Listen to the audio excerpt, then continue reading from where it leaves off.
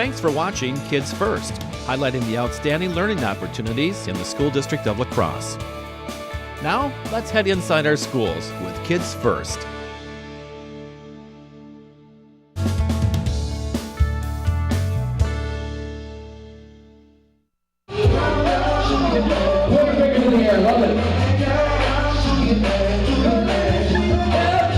What happens when you put more than 175 high school juniors, all known for their leadership skills, in a room? You get to have excellent conversation about what it means to be responsible and a positive leader. A lot of people look up to you, and you have to make sure you're always making responsible decisions, because everything you do is going to influence the underclassmen, even if you don't realize it.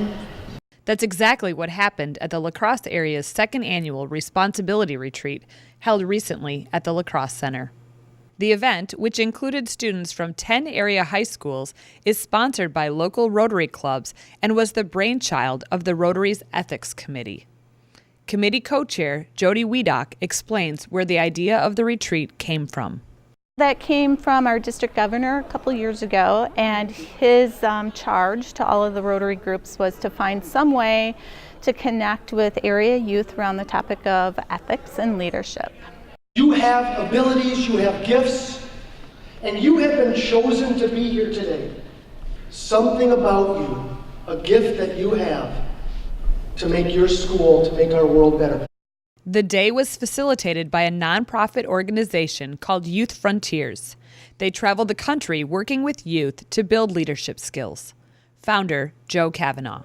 Our goal, our mission, our purpose is to build positive school communities through inspiring kids with character.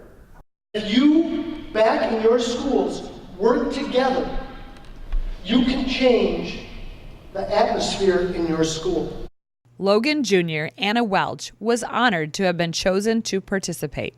It's a good feeling, I guess. It means that at least one or two people think that there's something special about you. They had said that a few times today. Like, if you're here, it means someone thinks that you have something to give back.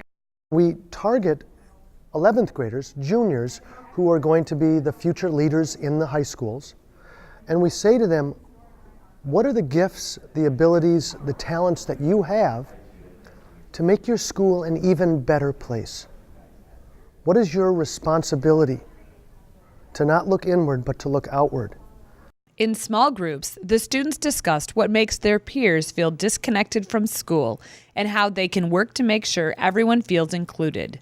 1, 2, 3. Excellent. Then they participated in games and activities that the students could lead once back at their own schools. We had to do goofy things like act like eggs and dinosaurs and super people, so it was fun because it made you feel out of your comfort zone, so then it kind of helps you if you want to go up to someone that you don't really know to get out of your comfort zone and go and talk to them. We did a lot of team building, getting to know the other students from different, around the area, and then we talked a lot about ways that we can improve our schools, improve the experiences of others around us. Cavanaugh has 3 key messages for the students that he repeatedly discusses during the day-long event. One is to have them choose good, to be good. And who says that anymore? We say feel good, but we don't challenge kids to be good, to choose what is good. And we look at through values, honesty, integrity, kindness, compassion, respect, moral courage. Choose what is good and living out your values, no matter what the cost, is good. The second thing we say to them is, it's not about you. Every one of you in here has a last name. It's not just about you and what you want. Everyone says it's about you. Well, we're telling these kids, it's not about you.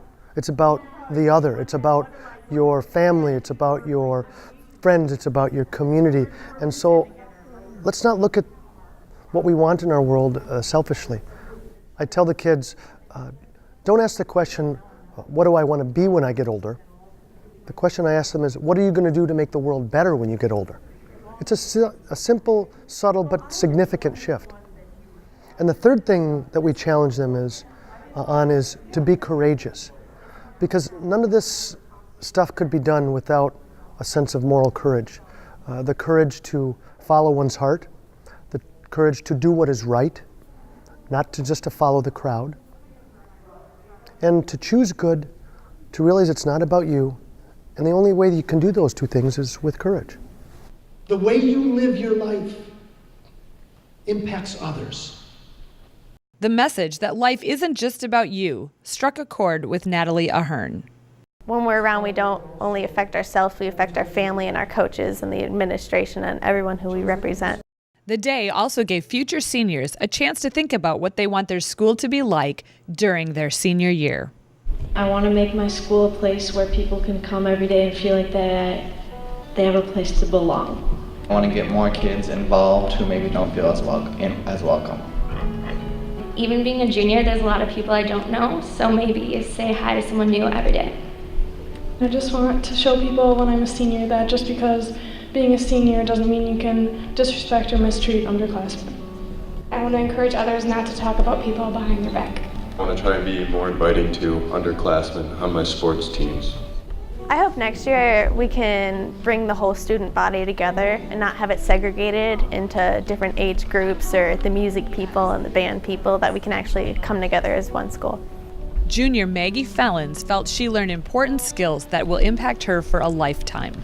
How to be an active member of your community and school, and just kind of giving you tips on how to use the things that they're teaching you and bring it back to your school and to enhance your community and your school. And it's hard to do the things we said we'd do, but I don't want to spend this next year looking back at photographs of things I could have changed. And this was just what organizers had hoped for. We also want to develop our youth into leaders. They are our future leaders, and if we can provide them an opportunity or an experience that kind of shows them what that looks like for them at 16 or 17 years old, we think we're setting the stage for their future.